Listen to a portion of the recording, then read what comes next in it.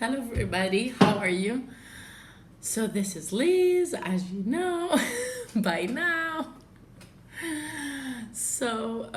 I welcome you today in my kitchen. No, we're not going to cook, but maybe we could actually one day cook. Yeah, maybe that could be something too that we could do over here. So I'm actually just sitting here in my kitchen counter because I really like to put all the things and spread my notebooks, my laptop, my iPad, my, whatever, and to work on. And I was thinking that I would, just as a rule of thumb while in quarantine, to do 2 videos maybe per week, depending how much other stuff there's going on and how much inspiration I have, even though I have like a huge list with ideas of what to talk to you about. And I didn't think that today I was actually going to do a video, but I was actually on Ravelry and I decided to look like from the whole patterns, like from all of the patterns, which are the most popular. Sorry, I'm just gonna put it on silent. Yeah. Which are the patterns that are the most popular and that they are free to get. Okay, so I have here my laptop, so I will be talking about every pattern that I found, and I will talk about the three most popular, the top 10, and then I also altered the options and I put the free and hot right now, and I will talk only about 4 that I like. Okay, yes, let's go. Okay, so first of all, and it's actually not a surprise because even when I started being a knitter, there was so much talk about this pattern. And so the most popular from all the patterns on Ravelry that is free is Hermione's Everyday Sock by Erica Luder. I hope that's how it's pronounced. I don't know.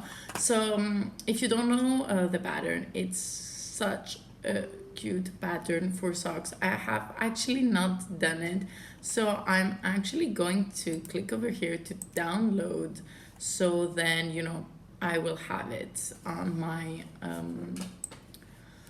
mind actually, because I wasn't a knitter of socks at the time when I looked up this pattern for the first time. I really wasn't doing any socks by then, and now I'm knitting socks, but I'm not such a big knitter of socks. I usually just do vanilla socks.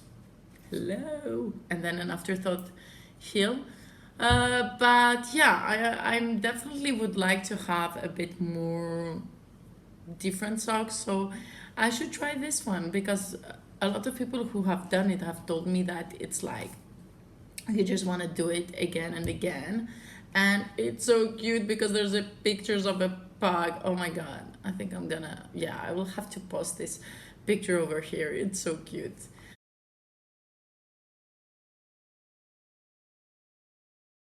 So the second pattern, it's Flax by Tin Can Knits. So of course, everybody knows Tin Can Knits, and they're so sweet. I'm so happy. I met them in Vancouver, Knit City. They're so kind, and they have lots of projects that are amazing and free. And Flax is one of those sweaters and one of those projects that they have.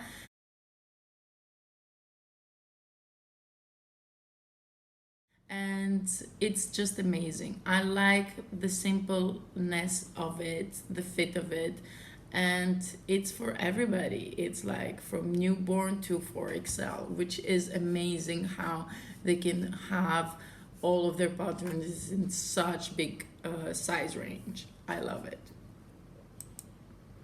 Then it's the Sockhead Slouch Hat by Kelly McClure.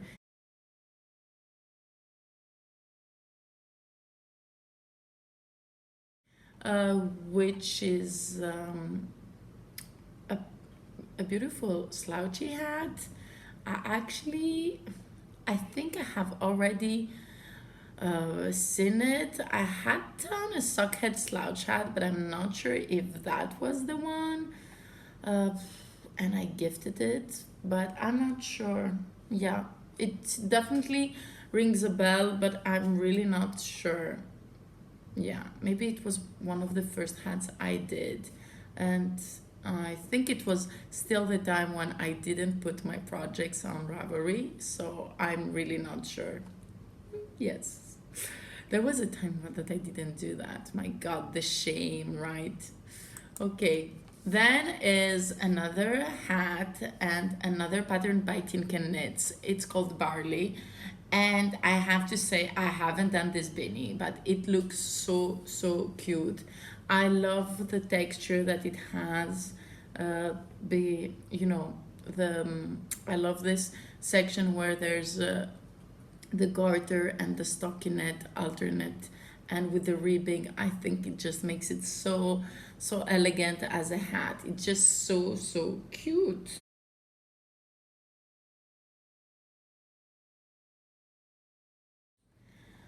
Then, of course, another another by Tinken Knits. It's the world's simplest mittens. So if I dislike doing socks because they're two, I even more dislike knitting mittens because you have to do two of them and they're close, and I'm really bad on doing stuff and with gloves, like even regular gloves, like I have to take them off. So I always do say that, okay, I'm gonna find cute mitts to do, and just leave them open. But I never find the will to make them, which is silly because my hands are always cold. Like, come on. So those are really cute, but I think I'll never do them.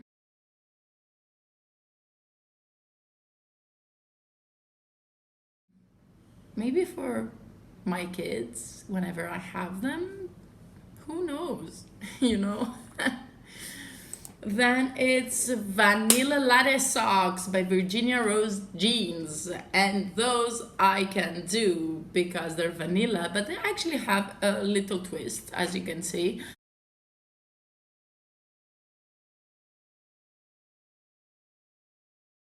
I like them. I really like also that color, the greens and blue stripes. It's really cute.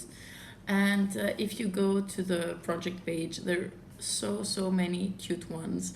And actually, I like that. And I think is also one that you can, just go do a tube and easily go and make an afterthought, because that's the heel that I'm most comfortable with.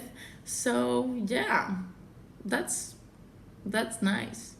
It's so funny because she says something about OCD knitters. So, oh yeah, she's saying that the ribbing panels are not exactly centered across the instep. They're off by a couple of stitches, but it doesn't show when they're worn. However, if symmetry is an issue with you, I suggest knitting the pattern as written. Okay, so I like that she talks about OCD knitters. I'm not an OCD knitter. I think I'm not even an OCD person. Maybe when it comes to books, I don't really like to write on them. And if you see me write on a book, that means usually that I have a second one. Yeah, I have twice the same book, and on one of them I'm writing. Yeah, I know it's silly or it isn't, but I don't know. It's just the way. Or maybe it's because in my school, I went to French school, like the possession of books was something that you had to value.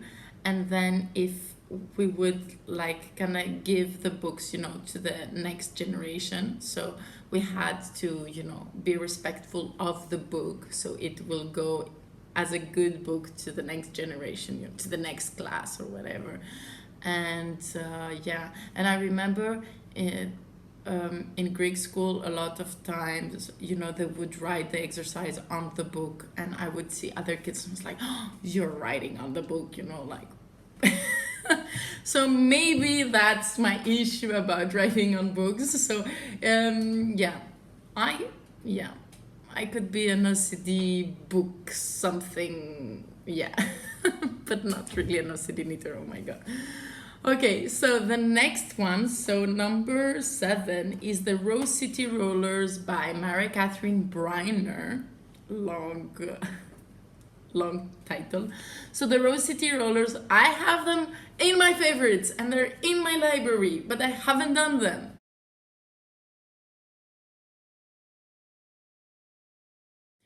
So the reason that they are in my favorites and in my library is because they are short socks. But then short socks, when you wear them, it's usually hot and warm. So it's usually too warm for me to knit them for Greece, you know, for Greece weather. When it's warm, it's like warm.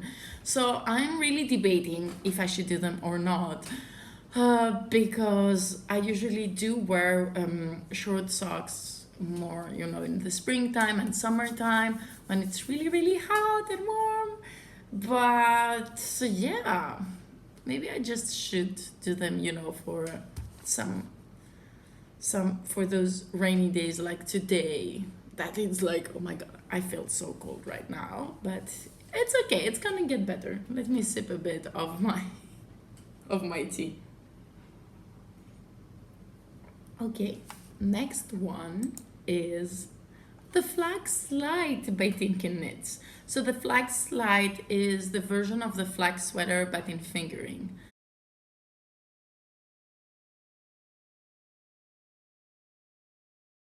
I have to say I did my flax in the regular flax. So I think it's DK if I'm not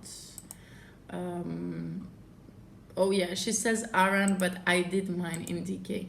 I like to do that because I didn't have Aran at the time and I had lots of DK in my stash. And I just think I went 2 sizes bigger and it actually just have a really fitted body.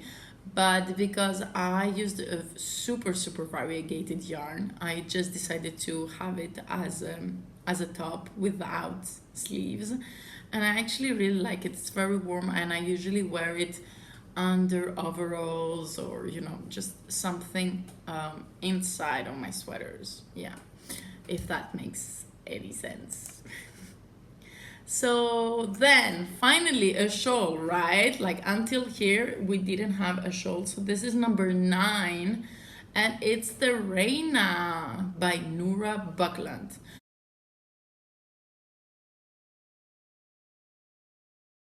So I really like that, even though I'm not very good on knitting holes. I mean lace. For me, it's knitting holes. I'm not good at it. I find it amazing to keep track with all the little holes. I think that my issue is that I can't really see it, you know, especially in the beginning. While color work or brioche for me just speaks more because of the color difference, I guess. I don't know. So this is a beautiful, beautiful, simple triangular shawl, and it has garter and eyelets, I think. Yes, and it's really, really nice. Oh, I love her. She says, I've not added a gauge as I feel there is no one catch-all gauge for this pattern. Well, that's what I always say for shawls, specifically for shawls, but I've never done gauge or swatch for sweaters either. I just really know what I like and how my body is. And yeah, and I prefer them to be a bit bigger, so I will just go on a bit on the bigger size, even if I'm switching, you know, like the yarn weight as I did before. Yeah, so this is really, really beautiful, and it's in English, French, and German. That's amazing. Oh, I didn't really realize that before. So, and then last but not least, on the 10 most popular free patterns on Ravelry is again a hat in iron weight, and the name is Copycat CC Beanie by Emily Ingrid.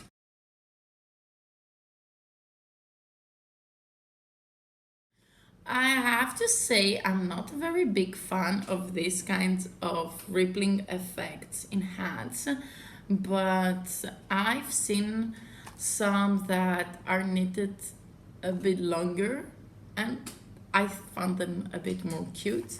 But it's true, when I see that now in a few of the pictures, I find it cute. I do.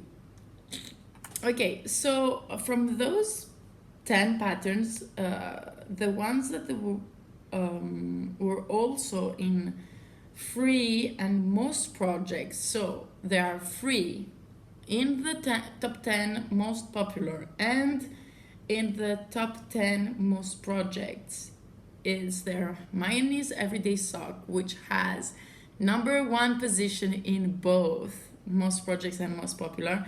Then there's the Flax, the Sockhead Slouch Hat, the Barley Hat by Tinker Knits again, and the Reina Shawl. That's amazing, right? I found that so cool. So, okay, so let's go to the free hot right now. And then in the top 10, I really liked four of those projects. So, the first one that is hot right now and free is a shawl that I might not do because it feels a bit more. What can I say? It's not, I'm not sure what word it is. I don't want to say it's just more elegant than I am, but because I can be elegant, I can do elegant. It seems a bit more, more classic than I want something to be. I need it to be a bit more interesting, even though it changes shapes and sections, and I really like it. So it is the Ancient Spiral Shawl by Beck's Nitty Design.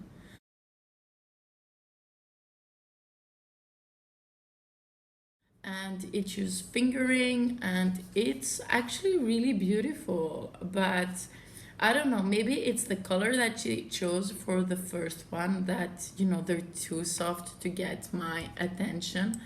There are only for the moment 9 projects and they are actually really cute. I actually like one that has green, lots of green in it, but yeah, it's definitely a really cute project. Yeah, really nice. I think if I if I would do it, I would like spice up a bit more the colors for it to speak to me. But it's a really cool free pattern, like amazing. Okay, so in number 2 position, there's a sweater. Yeah, the Abril Pullover by Unit Toronto. It's a fair, simple sweater.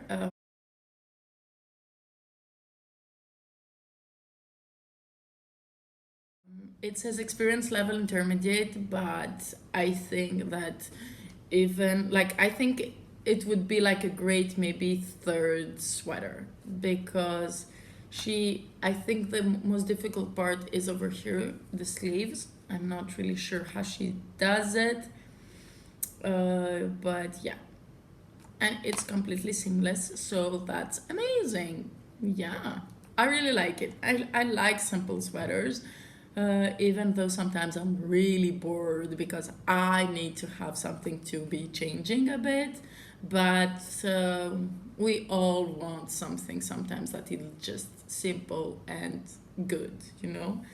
So then the hot right now and free patterns on number 6.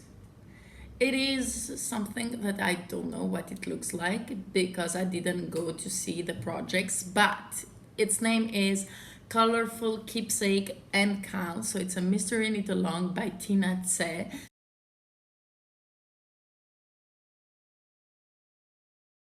And she says that in the description that it's a triangle shawl with slip stitches, garter, and eyelet details with an I-cord edge.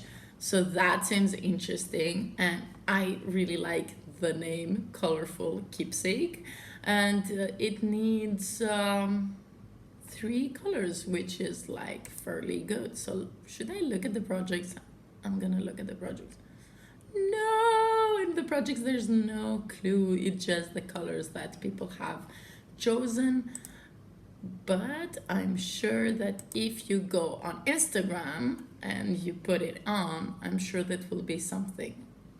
Has it started yet? No, it starts on April 3rd. Oh, so that was yesterday. That's amazing. So if you want to join a free mystery knit along that has just started, there you go. And I just discovered that. That's amazing. So its name is Colorful Keepsake and Cam by Tina Tse. That's amazing. I love that. I love that. My God. And the last but not least that I'm going to talk about is number 8 in Hot Right Now and free pattern on Ravelry. And I love the name. It's I Like It Bold by All Knit Up Designs, and it's a simple wrap. It looks really long.